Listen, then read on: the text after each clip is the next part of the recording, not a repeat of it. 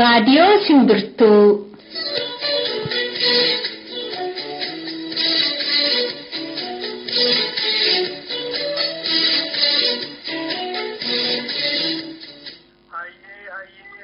Waaqa gurraacha, waaqa bokkuu sibiilaa, waaqa shanangataa, waaqa sagaltaman galmaa, waaqa sargan booranaa, waaqa ciicoo gurraattii, waaqa siiqqaayyoo, barri nagaa ta'u, bariin nagaa ta'u, galgalli nagaa ta'u, ganamni nagaa ta'u, handuula mirgaan haa galu. Guyyaa kamisaati har'a eebila 26 bara 2018 akkam jirtu dhaggeeffattoota keenya kun raadiyoo Simbirtuudhaa akkasii darbu qophii keenya har'aati.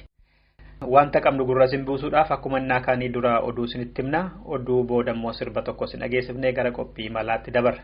Qophiin imalaa keenya har'aa yaadaan gara Ijiptii isin geessinee achi waan isinitti himnu qabna. Maarreen gaxumuraatti nu waliin turan affeerraa keenyadha amma gara oduutti.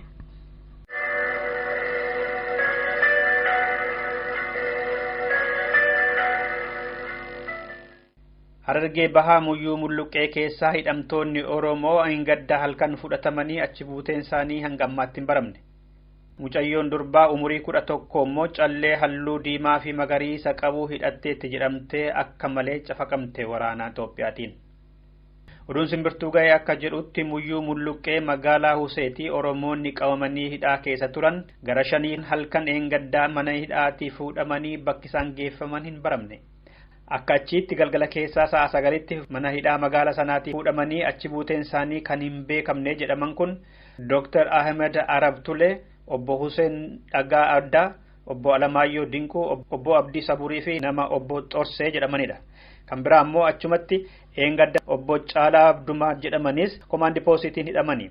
Mucayyoon ganna 11 maqaan ishee Najaatu Abdallaa Juneddi jedhamtu callee halluunsaa alaabaa adda bilisummaa Oromoo fakkaatu hidhattee jedhamtee akka malee reebamtee miidhamteetti waraana Itoophiyaatiin akka madda Simbirtuutti.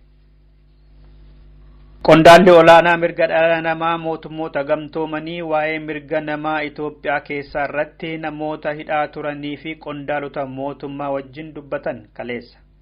Komishinarri mirga namaa mootummoota gamtoomanii Zayid Raad Al-Hussein kaleessa waajjira komishina dinagdee Afrikaa Finfinnee keessatti kan isaan wajjin dubbatan Dr. Mararaa Guddinaa, Obbo Andu'aalem Arraagee, gaazexeessaa Iskindir Naggaa, abbootii amantaa Ortoodooksii Gondor keessaatii qabamanii mana hidhaa keessa turan dhiyeenya kana ba'an walumaa galatti namoota 10 ta'an haala qabinsa mirga namaa Itoophiyaa keessaa irratti dubbisanii. Warri dubbifaman sunis dhiittinsa mirga namaa gama siyaasaan gama dinagdee hawaasummaa seeraan hanga ammaatti mootummaa Adawaawitiin raawwatameera jedhan tarreessaniiru jedha oduun Simbirtuu ga'e. Akka addaatti mana hidhaa keessatti zaliila raawwatamu loogii seeraa fi siyaasaa jiru labsiilee dabaa bahan irratti yaada bal'aa kaasanii komishinera kanatti himaniiru. Haaromsi inni jedhamus afaan irra kan darbe wanti mul'ataa jiru tokkollee hin jiru ittiin jedhani. Komishinerichis mee haga baatii 3-4 muummicha ministeeraa haaraa kana haalaallu waajjirri keenya Finfinneetti banamee wajjin hojjechuudhaaf teenya ittiin jedhaniiru jedhame. Torbuma kana keessa qondaalonni komishinichaa hubattoota seeraa hidhamtootaa fi abbootii gadaa Oromoo Bishooftuutti dhimma kanarratti taa'anii dubbisaa jiraniiti bilbilli tokko warra tikaarraatiitti bilbilame osoo isaan haasaa isaanii hin xumuriin adda ka'anii ture. Komishinarri Zayid Raad Al-Hussein muummicha ministeeraa Dr. Abiy Ahmed fi pirezidantii biyyattii Dr. Mulaatuu Tashoomee wajjiniinis kaleessa dhimmoota kabaja mirga dhala namaa biyyattii keessa irratti walii galaan kaasan irratti haasaa turaniiru. Komishinerichi amma kan duriirra wanti fooyyee akka jiru eeranii waajjira isaanii Finfinneetti bananii daran wajjin akka hojjechuudhaaf jiranis itti himaniiru. Himannaa jecha jumlaa kan akka gaafa irreessa bara 2016 mana hidhaa keessatti zaliila garagaraa hidhamtoota irratti raawwatamaa jiru loogii siyaasaa fi acuuccaa adda addaa impaayera Itoophiyaa keessatti godhamaa jiru qaama walaba ta'een akka qoratamu mootummoonni gamtoomanii fi qaamonni adda addaa gaafataa turanis namni tokkoyyuu akkanatti hin seenne jette Itoophiyaan ofirraa ittisaa turte. Amma garuu seenaniiru. Mootummaan dhaabbata Dimokiraasummaa Uummata Oromoos ta'ee mootummaa muummicha ministeeraa Dr. Abiy Ahmed jijjiirama fiduuf hin jirani jechuudhaan uummanni Oromoo sagalee dhageessisaa jira jedhame. Maddeen simbirtuu adda addaa Oromiyaa keessa akka jedhanitti federaalaattis ta'e Oromiyaa keessatti bu'aa qeerroo fi uummanni Oromoo wareegamaan fidan dhaabbanni dimokiraasummaa uummata Oromoo fi adda waa'uun dantaa siyaasaa ofiif oolfataa jiru jechuudhaan uummanni komataa jira jedhame. Bakkoota lamaanittuu jijjiiramni waaraa hin jiru. Haaromsi afaaniin dubbatamu ofuma miseensota isaanii haaraa fi ka warra duraan nurra ture bakka wal jijjiiranii nurratti shoomaa jiru kan jedhu roorroo hedduutu guutummaa Oromiyaa keessatti dhagaamaa jira jedhame. Qondaalonni dhaabbata dimokiraasummaa uummata Oromoo haaraan kan akka obbo Addisuu Araggaafa ifatti bahanii yeroo ammaa kana injifannoo qeerroon bilisummaa Oromoo wareegamaan galmeessise gara injifannoo dhaabni isaanii fideetti daldalachaa jiru kan jedhe maddi keenya muudamni irraa hanga dakaatti taasifamaa jirus jijjiirama kan fidu osoo hin taane miseensummaadhaan loogiinii fi sirna amma jiru kana tursuudhaaf kan kakkabeebsamaa jiru ta'uu ibse. Finfinnee keessatti amma rakkinni daabboo hedduutu jira jedhame. Jiraattonni daabboo bitachuudhaaf hiriiraan yeroo dheeraa dhaabbatanii dhumarratti garuu yadhume jedhamanii harka duwwaa kan galan guyyuu hedduudha jedhu kan ijaan argan. Sababiin dhibamuu daabboo ammaa kana dhibuu sharafaa biyya alaatii jedhe waajjirri daldala magaalaa Finfinnee. Qamadiin biyya alaatii bitamee wanta galuuf biyyi isaanii wanta ittiin bittu dhabuutu himame. Dhumarratti godina Harargee Bahaatti abbaan seeraa aanaa baddannoo namoota komaandi poostiin hidhe maalee fiigte jedhamanii ofii isaaniiyyuu hidhamani. Abbaan alangaa aanichaas akkasuma. Abbaan seeraa mana murtii aanaa baddannoo obbo Abinnet Taaddasee Oromoota 3 shakkamtoota jedhamanii akka hidhamaniif imaanaa komaandi poostiin kaa'ee ture. Namoonni 3 sun akka himatamaniif ragaan hin dhiyaanne jechuudhaan wanta hiikaniif abbaan seeraa sun komaandi poostiin guyyoota 3 hidhamanii ture torbee darbe keessa. Abbaan seeraa kun poolisii godinaatti akka hidhamaniif komaandi poostiin gamas geessus ajajaan poolisii godina Harargee Bahaa akka seeraatti abbaan seeraa wanta hin himatamneef kana waan goonuun qabnu kanaaf ofuma keessanii akka eegaltanitti xumuraa jechuudhaan harkaa fuudhuu didanii boodarra abbaan seeraa kun hiikamaniiru.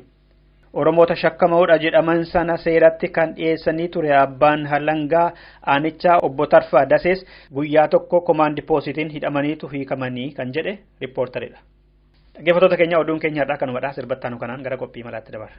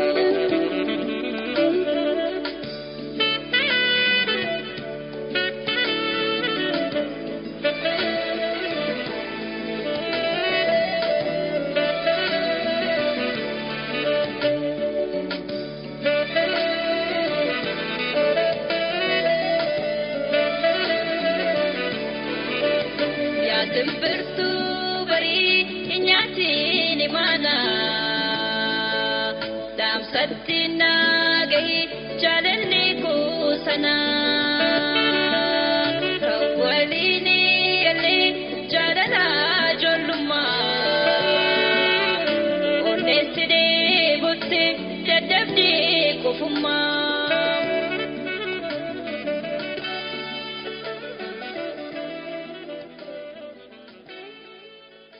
Dhaggeeffattoota keenya torbeetti gaafa kamisaa kan dhiyaatu kun qophii imalaati.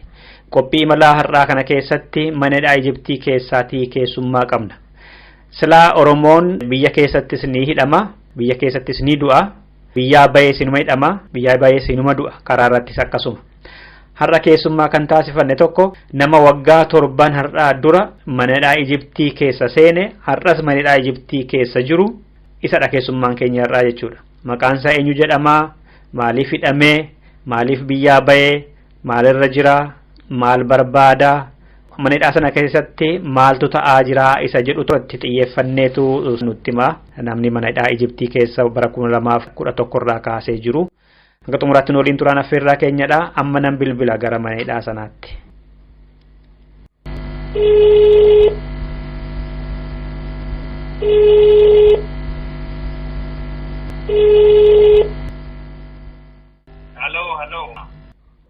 Akkam jirtu? Ani Dassoo Duulaan jedhama. Raadiyoo Simbirtuuraa isinii bilbilaa jira. Eenyu jedhu maqaa keessan?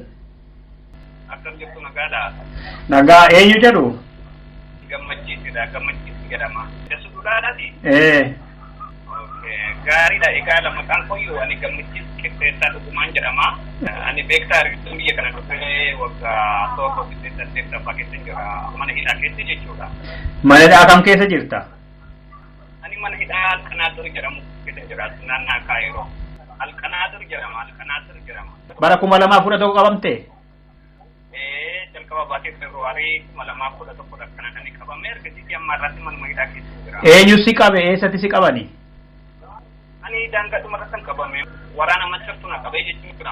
Waraana biyya Ijiptii jechuudha. Daangaa kamirratti si qabani? Ani daangaa Sudaan fi Sudaan gidduu ta'e jechuudha. Ati eessa deemtaayyuu? Ani silaayyuu beektee biyya irraatti baqatee kan dhufaa jira ture. Beektee garuma biyya Masar kanatti baqatee dhufaa jira ture.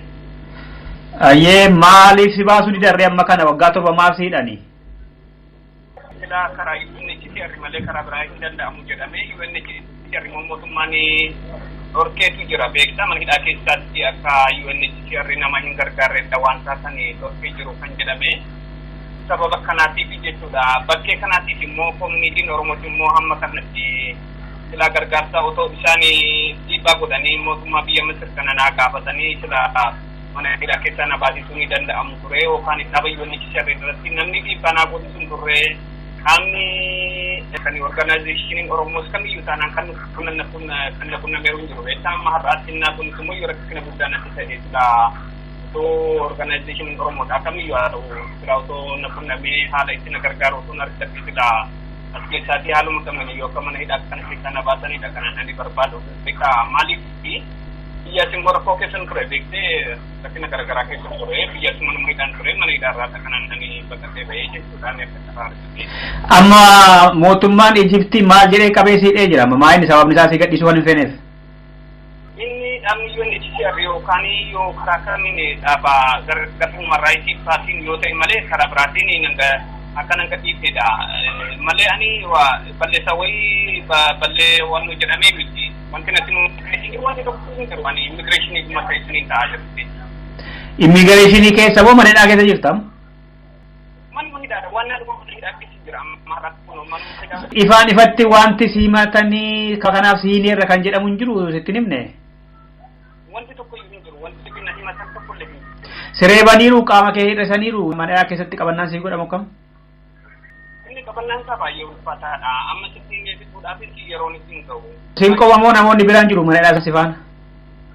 Amma Oromoon ana malee namni tokko illee hin jiru as keessa. Kanaan durallee garuu 2015 keessa Oromoonni biyyoonni keenya baay'een ulfaatofanii baay'een isaaniiti otuma biyya irraa rakkina garaagaraatiin bahan yoo ta'e iyyuu akkuma sanatti immoo biyyatti deebi'uudhaaf dirqamaman baay'een isaanii jechuudha. Ana duwwaadha maaliif ani biyyatti deebi'uudhaaf hin danda'u gochuudhaaf hin danda'u daraan qabu waan ani biyyaatiin mootummaa harkaatti kanan ani bahee ani biyyatti mana hidhaa keessan ture bakka bakkatti hidhamaan ture mana hidhaa keessatti rakkoo guddaa sana rakkaatu. 2005 kaasee hidhamaan ture. Garuu amma beektee waan hundallee yoo ittiin ani amma mana hidhaa keessa waan hin jiruuf baay'een sodaata. Beektee hundallee bakka akkasitti hidhamee bakka akkasitti hidhamee yoo jedhee baay'ee ulfaata. Garuu ani mana hidhaa Diddeessatti hidhameera, Dambidollootti hidhameera, Fincaatti hidhameera, Kombolchatti hidhameera. Jechuun ani akkuma garaagaraa keessatti. Amma abbaan si quunnamuu danda'u akkamitti siin si argata? Yoo siin si dubbisuu yookaan mootummaa dubbisuu barbaade karaa kam ta'a? Amma dhaabni biyya alaa kan jiru organizaashiniin Oromoo kamiyyuu haa ta'u karaa waldaa kiristaanaas haa ta'u karaa koominiitii kamiyyuu haa ta'u biyya alaa kan jiranii kan karaa UNHCR naa gaafatanii haala jiru naa mijeessuu danda'u na gargaaruu danda'u. Haala ni keessatti ta'uu naaf. Amma waajjira mootummaa isa kam quunnamame abbaan dhaabbileen mirga namaa falmus haa ta'u hawaasni Oromoo biyya alaa yoo si gargaaruu barbaade qaama kam dubbisu mootummaa keessaa? Jalqaba UNHCR kan isaanii karaa olaanaa UNHCR olaanaa UNHCR immoo immigireeshinii maal jedhanii namni dawulaa jedhanii afaan arabaatiin ni agarsiisne jechuudha. Maqaan ati itti maneedhaa sanatti keessatti beekamtu eenyu kan jedhuuni? Maqaan inni galmaa'ee jiru maqaan Muhammad Hassan jedhama. Maqaan kee Muhammad Hassan jedhama? Muhammad Hassan jedhamee galmaa'ee jira. Ani daangaarratti yeroo qabame maqaa kanaan jedhamee himatee jiraan. Kanaani kan beekamtu hidhamtee ati? Kanaan ittiin hidhamee jiru isa kana ta'ee maqaan Muhammad Hassan jedhamu. UNHCR biratti maqaa kanaan galmoofteettaa? Galmaa'ee ture garuu mootummaa biyya yemneedha kannaan jedhanii karaa uummarraa hojiidha interview godheen ture kanaan dura ani IOM kan jedhamudha organization IOM jedhamus interview godheetan ture 2014 keessa. Maneedhaa teesseetu moo maneedhaatii baateetu? Manuma hidhaa keessaa na waamsisanii jechuudha. Dhaaba kan USAillee akkanuma interview naaf godhanii turanii. USAillee interview godhee jechuudha isaanii hojii dalagan interview godhee sababa waa'ee isaa hin beekamneen riijektiinaa jedhanii jiran isaan immoo. Amma yoo hawaasni Oromoo fi mirga namaa falman suni si dubbisanii akkati maneedhaadhaa si baasaniif moo akka biyya sii barbaadaniif kanatti barbaadde? Ani manuma hidhaadhaa kana baasanidha malee isaa yoo ani biyya adda addaa barbaadu waan adda addaa barbaadu ganuu manuma hidhaa keessa ba'uudha rakkinni kun. Mootummaan yoo amma isaan kun dhiibbaa godhanii hin na baasu itti yaaddeeti? Organization kamiyyuu fakkeenyaaf amma biyya Awurooppaan ta'e uummata koominiitiin Oromoodha karaa waldaa kiristaanaa haa ta'u Oromoo kamiyyuu haa ta'u yoo isaan karaa UNHCR dhiibbaa godhanii haala itti mootummaa kanas gaafatanii haala itti wannoo godhanii ani manuma hidhaa keessatti gabba'uudha malee yoo ani wanta biraa waan barbaadu. Warri IOM fi warri UNHCR maal siin jedhan dhufanii si dubbisanii taanaan deebi'anii sin gaafanne ergasii? Umarraa itti ture kanaanaaf dhaabatee yeroo sana cinaaf falmaa ture umarraa ittiin amma biiroon isaanii as keessa cufamee jira. IOM immoo sunumaayuu Ameerikaadhaa fi haala qopheessuudhaaf ture kan inni duraanis interviinaa gochaa turanii erga Ameerikaarra jirtini kun immoo isaanii kana gochuudhaaf dandeettii hin qabanii UNHCR yoo ta'e malee. UNHCR'n galmee kee qabatee jira? UNHCR dokumentii dhumatu galeera jedhama malee nama har'aatti dhibaaf dhibbattee. Namatu yoo warri jarri sii gashan malee ofii kee hin galfanne. Kanaaf galmee kee hin beektu jechuudha. Kan IOM yoo 10-95-91 Ijiptii jedhaan. Akkuma Muhammad jedhuun inni isaan galmoofteettu. Maqaa gammachiis qixxeessaa akkuma jedhamuunidha. Innaa maqaan inni Muhammad Hassanis immoo sababa namni himatee fi wajjin walumatti galmaa'ee jira. Lamaanuu akka tokko ta'ee beekuu jarru. Keessi qorratti himatee jira sababa namni Muhammad Hassan Yesuus jedhee galmaa'uu danda'ee fi sababa isaa himatee jira. Tokkuma bilbilasiifan kenna bilatanii akka anaaf akka qaba akka sabaqaatti kan yaaddiinaa fi haala deemsisaa jiru namni tokko jiramne isa hojii wal qunnamaati. Mee jedhi dubbadhu lakkoofsi isaa 0020.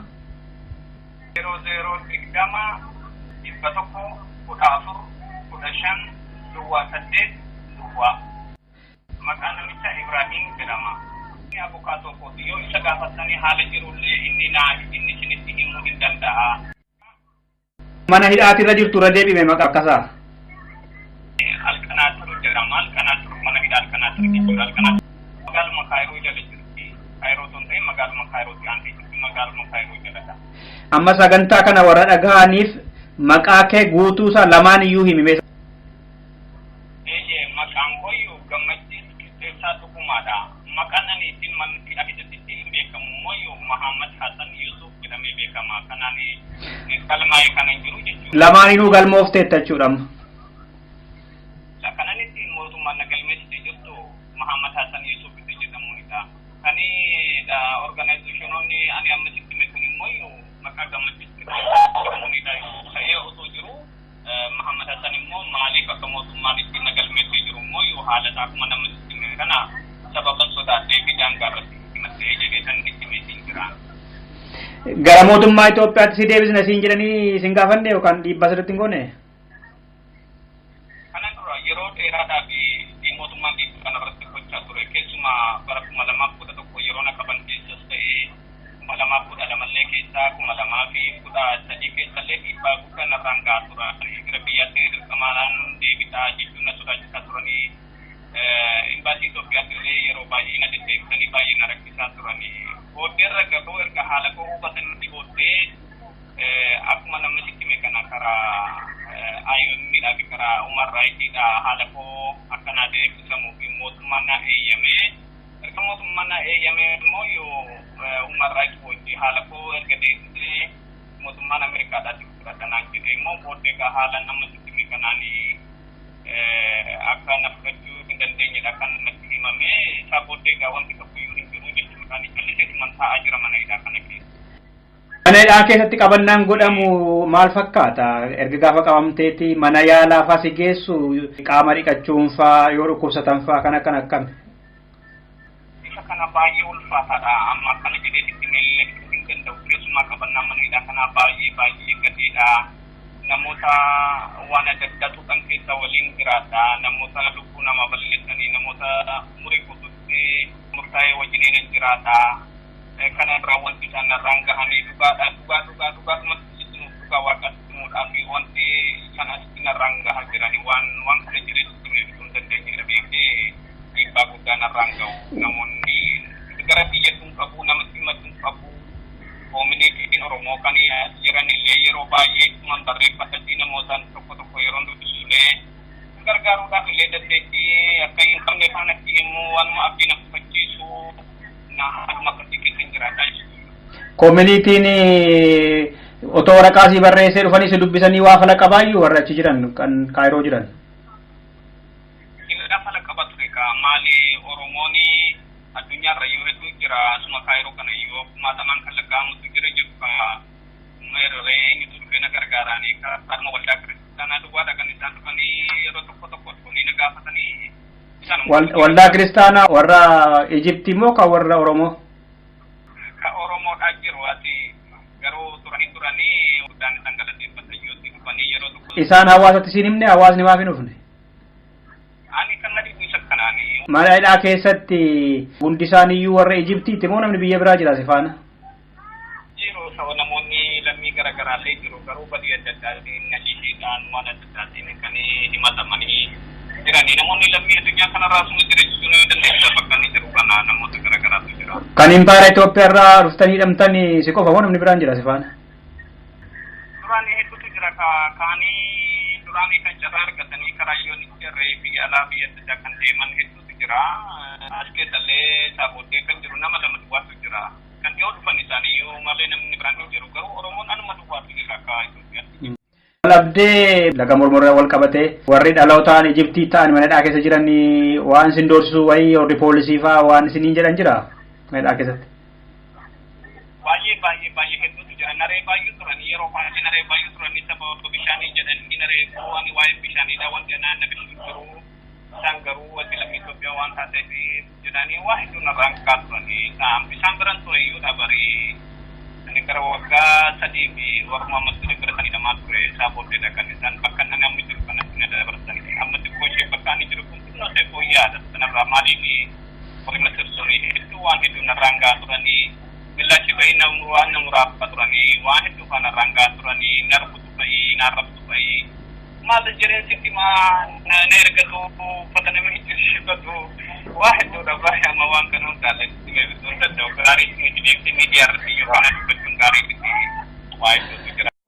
Oromo Support Groupin fa Human Rights League of Horn of Africa fa Amnesty fa namni si dubbiseeru hin jirani moo jiru? Akkuma nama sitti kana namni Human Rights Watch kana dura kuma lama fuudha afurii duratti kan inni na gaafachaa na gargaaraa ture. Sabootee biiroon san biyya Masir kanatti fame erga jedhanii booda organization kamiyyuu ta'e ka Oromoo ta'e kan eenyuyyuu ta'e kan waa'ee kophee tokkolee hin jiru. Akka nama maqaabilee keessa jiru kan jira amma beekte. Umurarratti han ammattoo jiraata. Ammayyuu akka kanaan lammii kuma Oromoo tokko dubbisee waa'ee kophee nama naannoo tokko argachuu kootiiti kan matu baay'een gammadati baay'een isin galateeffata. Oromoo addunyaarra jirtu hundaatti immoo jabaataan jedha. Baay'ee gaariidhaan jedha kaamaalan jedha reenoo rakkina keessa jira jiraniitti waanuma danda'anii akka namni waanuma danda'uuni akka na gargaaru yookaan immoo kana dirmatu barbaadan manuma hidhaa keessa akka ammoo karuma danda'amin akka san kana keessa na baasanii barbaadan. Tole galatoomii rabbi si haa baasu mana hidhaa keessatti fayyaa ta'e. Atillee baay'ee galatoomii sagalee dhuma koyyoo akka kanatti yoo ta'u jechuudha baay'een si galateeffadha. Hidhamaa Oromoo kanaaf qaqqabuudhaaf hawaasni Oromoo biyya Ijiptii keessa jiraatu tattaaffii inni godheeru jiramoo hin jiru kan jedhuuf hawaasa Oromoo biyya Ijiptii keessa jiru iyyafachuutti kaane. Akka kanaatiin tokkummaa caa baqattoota Oromoo biyya Ijiptii keessaa itti gaafatamaa damee hawaasummaa ka turan obbo Lallisaa arganne. Quba qabdoo hidhamuusaa maal gootaniittuu fi kan jedhu gaafadheeni ture. Isaanis hoggaa deebisan akkasittiin eegalani. Qaama dhimma baqataa ilaallatu kallattii garaagaraattis yeroo garaagaraa koree komitii yeroo garaagaraatti jijjiiramaa koreeleen yeroo garaagaraa jijjiiraman kunis dhimma isaa namni irratti hojjetne hin jiru. Akka UNHCR'ttis ta'e dhaabbata garaagaraa karaa isaaf haa ta'u IMF haa ta'u kallattii garaagaraatiin dhimmi isaa baay'ee puush godhamaa tureera. Yeroo garaagaraa UNHCR wajjin yeroo mari'achaa turre dhimma isaa osoo hin kaasin darbinee hin deemnu garuu dhimma haala daangaarraatiin baqataa daangaarraan osoo seenuu qaban irratti dhimma kanarratti tasumaa keessa galuu dandeenyu dhimma kana qabatee kan jiru mootummaa biyyaati malee nuti kan hordofuu dandeenyu baqataa nu jalatti galmaa'ee butaataa keenya qabu irratti mana hidhaa keessaa baasuudhaaf mirga qabna malee isa kana mootummaa biyyaatu nu daangessaa wanta jedhanii yeroo garaagaraatti deebii akkasii nu laachaa turani. Haa ta'u malee dhimma kana IMF dhimma isaa hordofaa ture tabaqaan ta'anii hordofamaa tureera tabaqaan isaa suni ammallee adduna jirtu yoo ta'e jiramtee jirti. Tattaaffii guddaa gochaatii turte biyyi laatameefi ture bara 2015 keessa biyyi laatameefi garuu deebi'ee isaan booda immoo rijeektii akka ta'e dubbatan sababii rijeektii ta'uu isaatii garuu sababa quubsaan maal akka ta'e hin beeknu. Baqattoonni osoo biyya kana seenaa daangarraa ta'uman galama 800 yeroo ta'antu jira mana hidhaa inni keessa jiru kana keessa garuu namoota kana gara biyyaatti deddeebisan inni kun garuu rakkoo qabatamaa biyyatti deebi'uu hin dandeenye waan qabuu fi biyyatti deebi'uu didee amma biyya har'aatti mana hidhaa kana keessa jira. Kanaaf furmaati kamiyyuu akka godhamaafii hin jirredha waggaa 7 mana hidhaa biyya kana keessa taa'ee akkasitti nan beeka gammachiise. Akka rakkina kana akka ilma Oromoottis akka durataa hawaasa Oromoo biyya sanaattis isuma amma jettan kana mootummaa Ijiptiitti dhiyaattanii qaamaanis haa ta'u barreeffamaan gaafattanittuu fi deebii argattan jira asirraa yoo gaafattanii jiraattan. Isa kana akka baqataatti dhimma kana hin goone kan baqataan kan inni adeemuu danda'u dhimma qaamota dhimma baqataa ilaallata irratti hojjetan isaati baqataanii tarii haala mootummaa wajjin keessa galee kana gaafachuudhaaf xiqqoo wanta daangessutu jira ulaagaan daanga'u jira. Kanaaf garuu gaafattaniittu moo hin gaafanne? Eenyuun mootummaa biyya kanaa gaafanne nuti. Hin gaafanne maaliif? Garuu qaamni dhimma baqataa ilaallatu. Maaliif? Ulaagaa daangessutu jira nuti mootummaa biyyaa wajjin dhimma kana keessa gallee kan akkas godhaa jechuu hin dandeenyu wanta nu daangessutu jira akka baqataatti. Yoo maal ta'e baa'attanii yaaddu? Yeroo garaagaraattis tabaqaan isaa kan ittiin jechaa turte qaamni baqataa ala jirullee sagalee siif ta'ee yoo dhimma kee kana itti beeksistee Oromoon ala jiru dhimma isaarratti yoo siif hojjete furmaata argachuu hin dandeessa kan ittiin jettee akka kanattiin dubbatee ture illee yeroo ta'e. Guddaa galatoomaa yaada keessaniif fayyaa ta'a ulfaadha. Galatoome. Koreen haaraan dhiyeenya filatames jira. Tokkummaa caa baqattoota Oromoo biyya Ijiptii kan jedhamu. Dura taa'aasaa argadheera bilbilaatiin. Maqaa isaanii himuudhaan eegalu isaanis tattaaffii godhan hoggaa dubbatan. Ani tokkummaa caa baqattoota Oromoo biyya Masrii irraa dura taa'aa tokkummaa baqattoota biyya Masriiti. Maqaan koo Xaasoo Taaborgooban jedhama. Quba qabdu akka hawaasaatti yoo quba qabdu ta'e maal gootanii fi akka manedhaa sana keessaa ba'uuf? Nuti warra reefu koree hawaasaa filatamne keessaa anisa reefuun filatame bara kana keessa. Haa ta'u kanan dhaga'e ani dhimma gammachiis qixxeessaa dhugumaa ji'a tokko reefu ta'a. Dhimma isaa kanan dhaga'e. Garuu ji'a tokko asitti dhimma isaa irratti walgahii jiranii fi qaama UNHCR's qaama IOM's iddoon walgahii deemee kamiifis irratti iyyuu gaafachaatiin ture. Isarraayis immoo akkan qoradhetti mana hidhaa deemee tosan gaafanne ani amma ji'a lama kan inni mana hidhaa keessaa bilbilee ofiisaatiin na beeku. Ani mana hidhaa keessan jira. Ergan biyya kana seene bara 2011 2011 kaasee aga ammaa mana hidhaa biyya kanaa keessattidha kan inni argamu jedhe. 2011 as daangaa biyyattii irratti naannoo Aswaanittidha kan inni qabame akkanatti metti yakka tokko raawwatee miti biyya kana keessatti akkuma namuu baqatee seenaa jirutti baqattummaadhaan seene biyya sanatti yoon deebi'e mootummaan sun yookaan ni ajjeesa yookaan immoo hidhaa umurii guutuu na hidha. Kanaaf ani gara biyya sanaatti deebi'uu hin danda'u. Mootummoonni gamtooma waan barbaadan naa godhan jedhe biyya kanatti UNHCR gaafannaan UNHCR nutti waan hin galmoomneef dhimma daangarratti qabame dhimma daangarratti immoo kan itti gaafatamu mootummaadha. Mootummaan fedhii isaa gadhiisuu danda'a yookaan biyyatti deebisuu.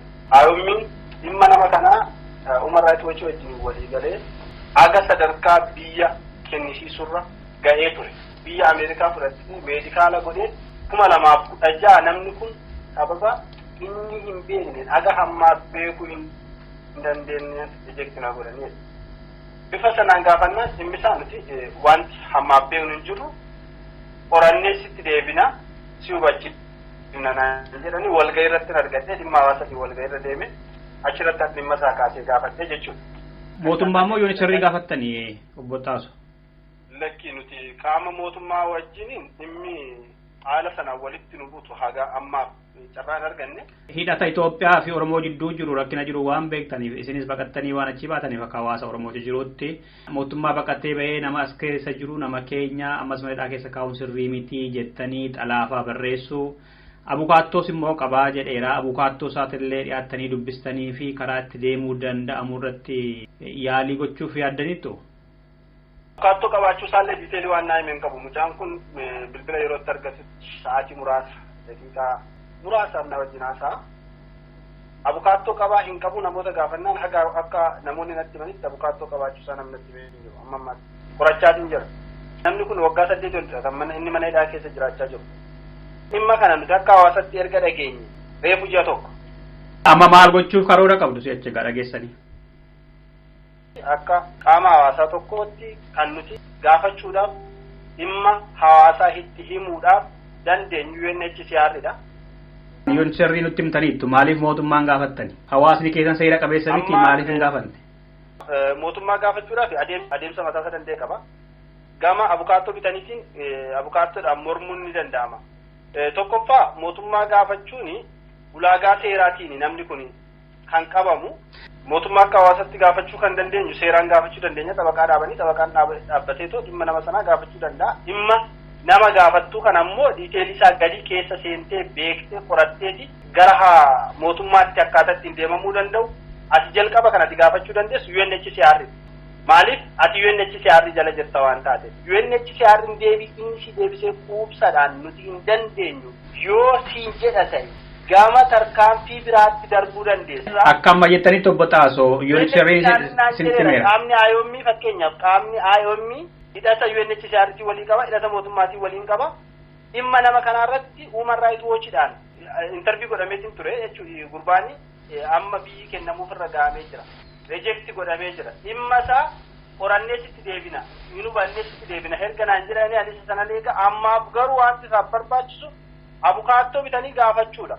Tole fayyaata durataa Macaa Oromoo guyyaa Gibsii obbo Xaasotaa warra deebii kennitaniif galatoma. Dhimma kanarratti yaada waajjira komishinii olaanaa baqattoota addunyaa fi kan mootummaa Ijiptii itti dabaluudhaaf deddeebinee kan yaalle har'aaf nuuf hin milkoofne akka arganneen guyyaa biraa kan qabannee deebinu ta'a jechuudha. Dhaggeeffattoota keenya Oromoo biyya keessatti Oromiyaa manneen hidhaa adda addaa keessatti hiraaraa bahee bara dheeraadhaaf dhumarratti lubbuu isaa baasachuudhaaf karaa Sudaaniin otoo Ijipti deemaa jiru daangaa Ijipti irratti waraana Ijiptiitiin qabame bara 2011 irraa kaasee hanga ammaa mana hidhaa Ijiptii keessatti hiraaraa kan jiru Oromoo tokko sagalee isaadha mana hidhaa Ijiptii keessaa sin dhageessifneerra jechuudha. Iyyanni isaa inni guddaan Oromoonni hawaasaatti haa ta'u akka waldaa amantiittis haa ta'u akka dhaabbilee mirga namaa baabsanitti kan addunyaa isaa ta'u kan Oromoo isaa ta'u kan Afrikaa naa qaqqabaa manidhaa kana keessaa kanan ba'uu danda'u yoo isin dhiibbaa gootanidha kan jedhu tokkodha kan gaaffiinsa akka waliigalaatti bilbila isaa fi lakkoofsa galmeessaa IOM yookaan immoo Human Rights Watch keessatti inni ittiin beekamu maqaan isaallee eenyu akka jedhamu kana keessa jira yoo irra deebitanii dhaggeeffattan lakkoofsa galmeessaa fi maqaa isaa sirrii bilbila nama abukaattoo isaa isa dubbisaa ture illee kan Ijiptii keessa jiru quunnamtanii irraa qulqulleeffachuu dandeessu mootummaa Ijiptiis dubbisuudhaan dhiibbaa irratti gochuudhaaf UNHCR Kaayiroo jirutti dhiibbaa irra gochuu yoo barbaaddan gama kanaatiinidha jechuudha. Gurbaan kun ammas mana hidhaa jira akka barbaadametti argamu hayyama isaaniitiin gadi bahee ji'atti yookaan ji'a lamaafaatti gaaf tokko gama fincaaniif baasanidha kan inni hayyama isaaniitiin telefoona kennanii fi inni nama tokko dubbisu jechuudha. Anis karaa namaan kanan arge Naabir Maddaa jedheedha dhaamsa karaa isiniin geenyeer jira dhaggeeffattoota keenya qophii imalaa keenya irraa isarratti xiyyeeffata ture waan nu caqastan furaa bulaa sagantaa keenya irraa kanumaan xumurreerra sirbattaanu kanaan nagaatti kanan jedhu Andassuu Dulaati.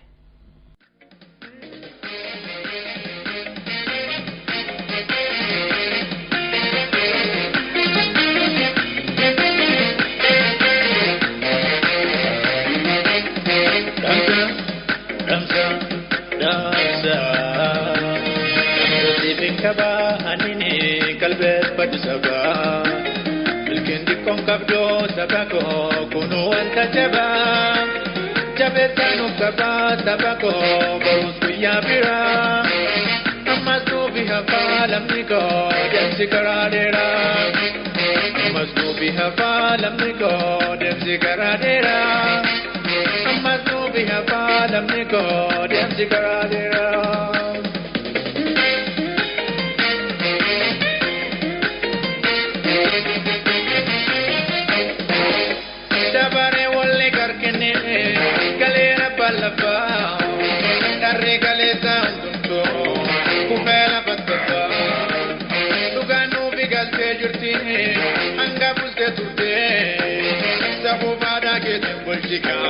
Duraan itti bartee garlaafaan duroo jedhanii ilmaaniidhaan dhalchoo bachummaa galee deemnamaa ammaatti ni dhalchoo utubaan jabaa ofii jabaate kan is jajjabeessa yoo dhaabni lallaafee ni namtoo manni ni deemsa yoo dhaabni lallaafee ni namtoo manni ni deemsa yoo dhaabni lallaafee ni namtoo.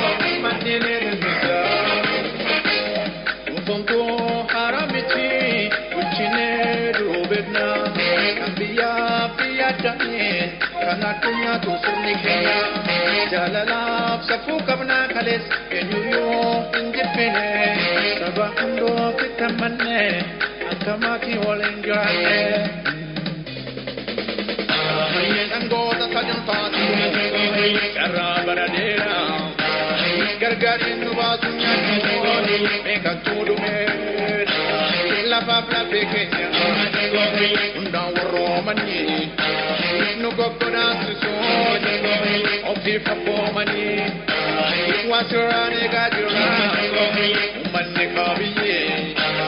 Arba malo defto, amma spokiye. Topomane jura, enne bade kale. Gadan kufa kapina, ulkeno bitole.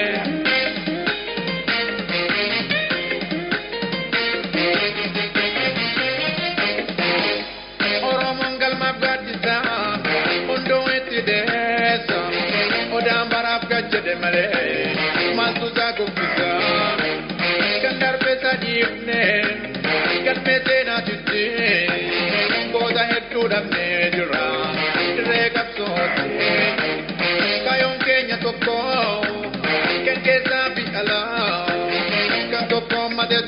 tabako dina jala kala amma sibira pudinike uga yusuf mala walin kokodina kutada kabata jala walin kokodina kutada kabata jala walin kokodina kutada kabata jala